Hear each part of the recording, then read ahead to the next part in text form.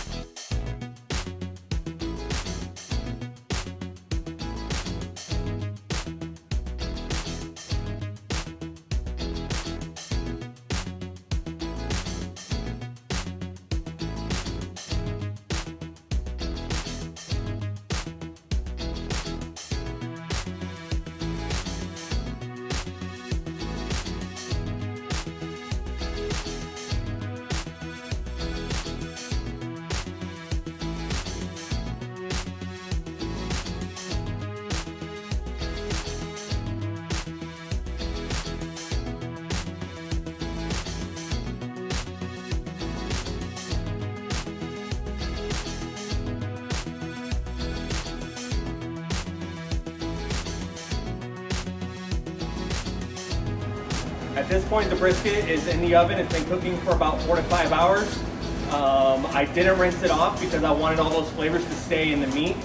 You can probably buy the prepackaged corned beef brisket at the store. I like to make my own rub because that way I know more. I feel like I know more about the brisket, where it's coming from, where the spices contain, and things of that nature. So let's go ahead and take a look at this brisket. I'm going to go ahead and take it out of the oven. It's extremely hot here.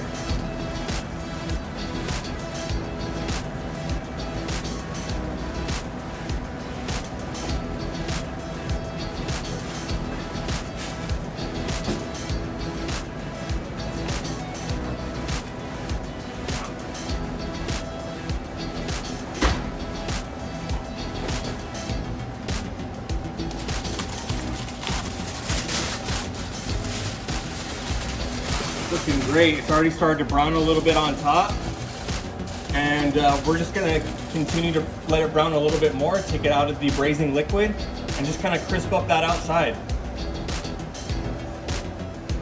At this point, we've developed some good flavors with the braising liquid, and we're going to go ahead and start our sides.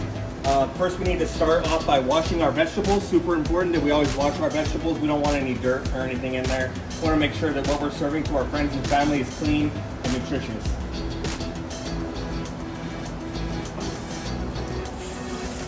You can let them soak. Another good way to do this is to get a scrubby, and you can scrub down and get in all these little corners.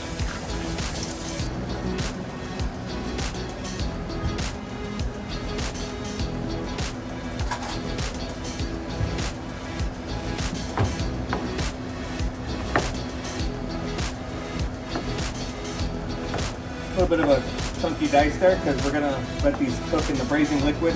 We don't want it too small and just to fall apart on us.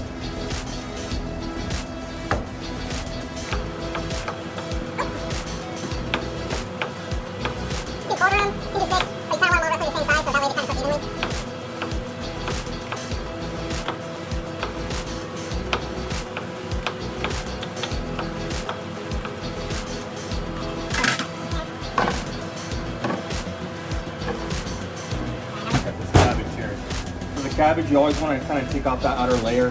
That's what's been handled the most, and you can see that, you know, probably there's several different hands on here to place it in the box, wash it, take care of it. So we're just going to go ahead and take off that first layer.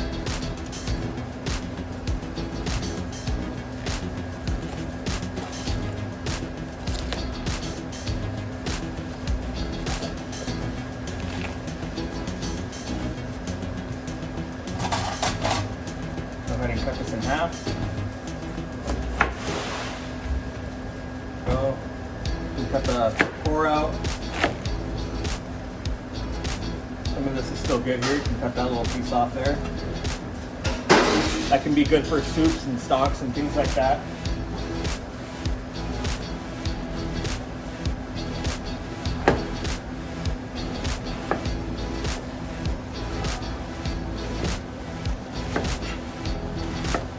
just gonna get a chunky dice on here. About that.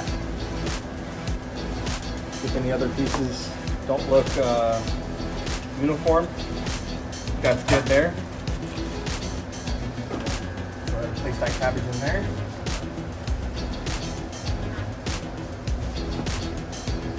Now the cabbage will probably cook faster than the potatoes, but that's okay because it's going to be tender. It's going to have a nice full flavor with it. It's going to balance each other out and complement each other. I'm going to take some of this braising liquid, pour that in there. You can strain it if you don't want all the pickling spice and flavors. And then you can either wrap this with foil and put it in the oven, a steamer. You can do it on the stove top. Just kind of slow cook it so all those flavors can get released and the potatoes can become tender.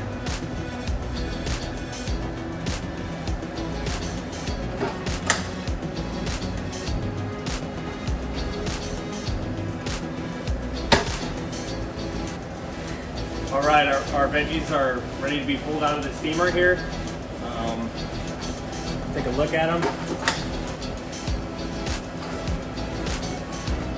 Beautiful, nice braised cabbage, red potatoes.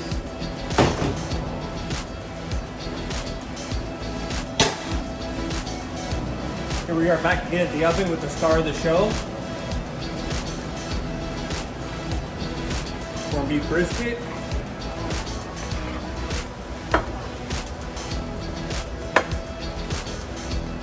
Before we plate up, there's something I wanted to mention real quick. You might notice this corned beef brisket is not the same color as one you might find in a store. I'm not sure if you guys might know the answer to that, but the answer is that I did not use sodium nitrate. Sodium nitrate will help add to that pink color. You add the sodium nitrate when you're doing your brine, and it'll give that pinkish hue to the meat that's well known in corned beef and pastrami. Alright, you can always take some of those juices from the pan, throw that right over the top. Yeah, extra juicy.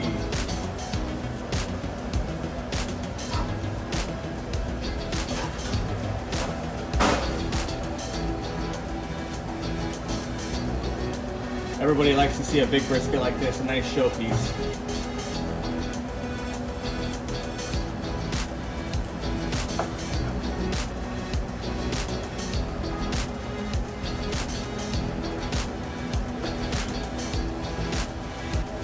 There's no pink color there, but I can guarantee you all the flavors would match that of a corned beef brisket. Delicious.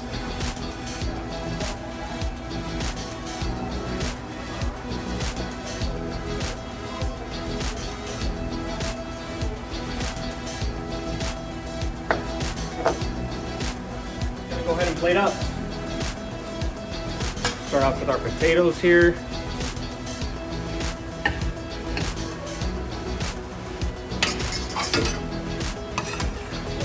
Cabbage. When you're doing your cabbage, you can feel free to add some carrots in there. I went ahead and just used some grilled carrots that we had. It's best to always utilize what's available to you instead of having to go and make some new product.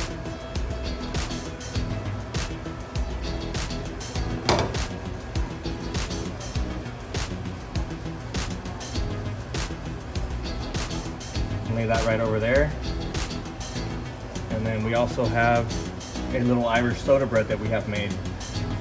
We're going to be serving this in the cafe on Wednesday with the personal Irish soda bread. And we also are doing a Irish cream soda.